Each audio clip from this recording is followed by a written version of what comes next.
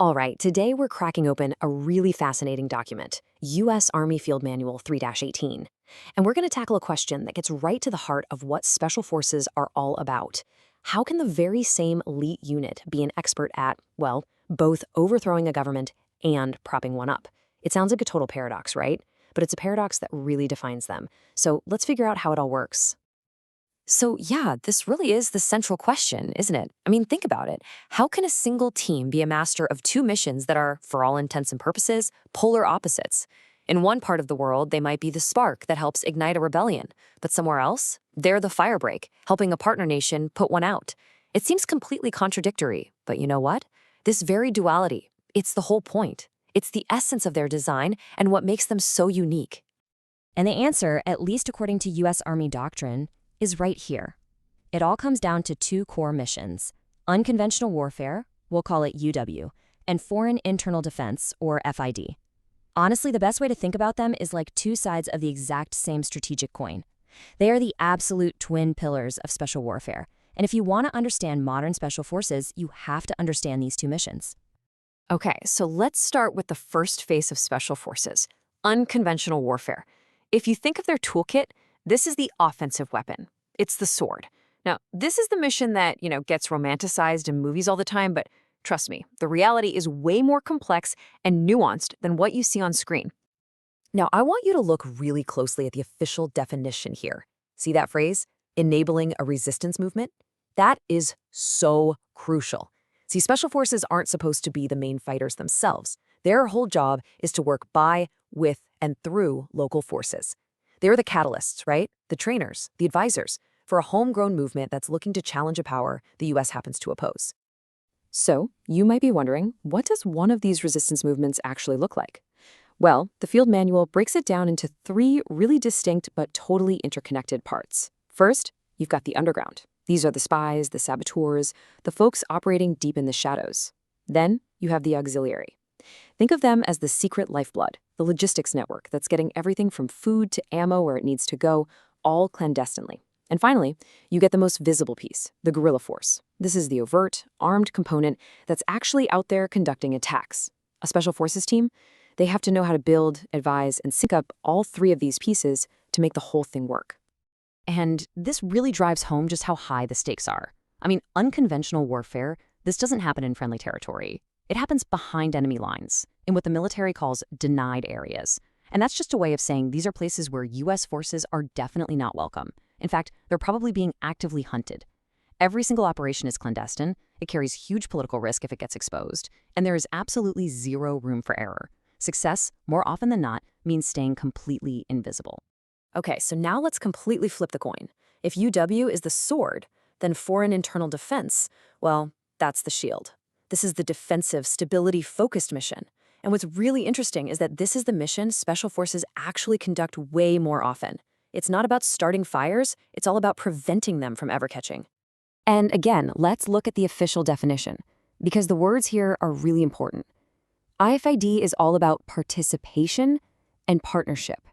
This is not, and I repeat, not, about the U.S. military swooping in to fight a partner nation's battles for them. Nope. It's about helping a friendly, legitimate government build up its own ability to protect itself from internal threats.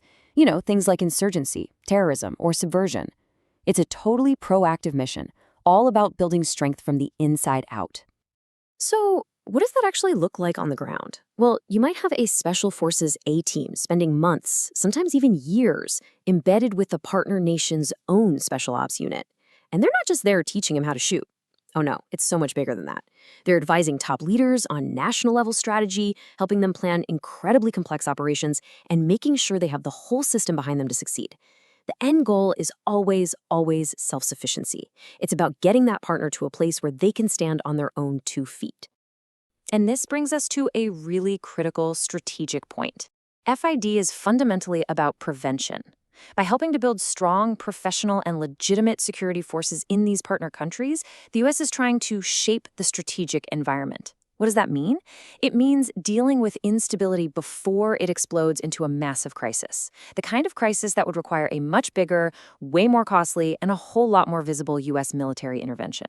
It's all about that quiet, persistent work to keep things stable. Okay, let's pause for a second. So we've got these two missions, right? Complete conceptual opposites. One is to tear a government down, the other is to build one up.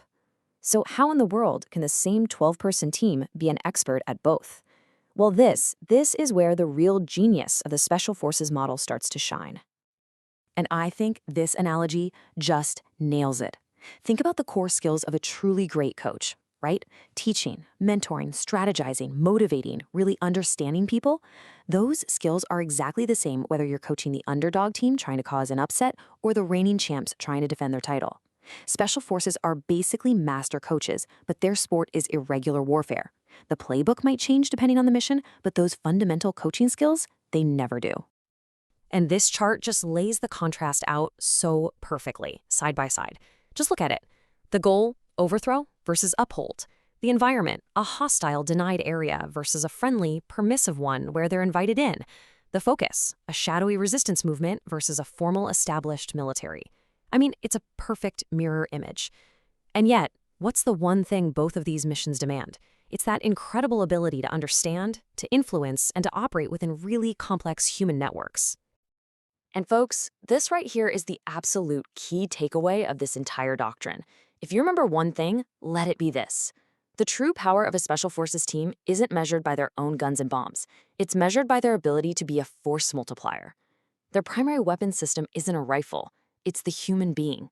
Whether that's a guerrilla fighter in a UW mission or a professional commando in a FID mission, their job is to make that person and their entire organization exponentially better. So what is it that allows such a small team to have such a massive impact? Well, it's not just about being a great shot or knowing tactics. It's about character. The field manual puts a huge emphasis on these core attributes. And it makes sense, right? You just can't build the kind of deep trust you need to advise a resistance leader or a foreign general if you don't have unwavering integrity. You can't survive in these insane high-risk environments without incredible courage and perseverance. These attributes, they're the absolute, non-negotiable foundation that makes all of this even possible. Now, to really get how we arrived at this doctrine, it helps to zoom out a little and look at the history.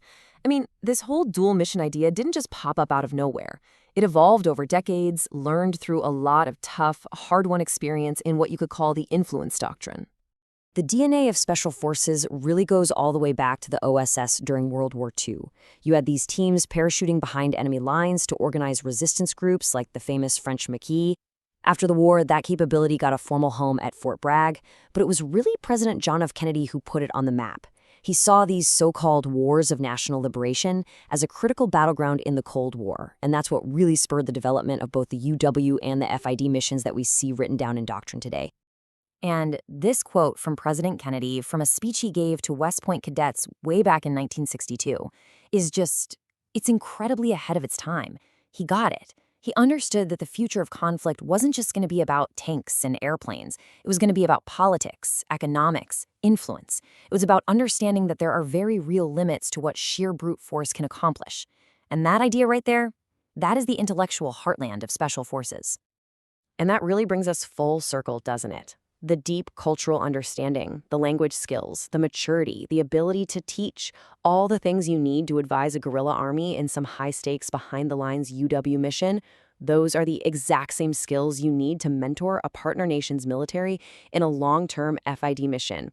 It's one single, incredibly adaptable, and deeply human-centric skill set, just applied to completely opposite ends of the conflict spectrum. So, we're going to leave you with a final thought to chew on. In our modern world, which seems to be less about huge, large-scale invasions and more about proxy conflicts, information warfare, and this constant, simmering struggle for influence, is this Special Forces model, this idea of working with, through, and by partners with a small footprint, is that the real key to navigating the incredible complexities of the 21st century? It's definitely a question worth thinking about.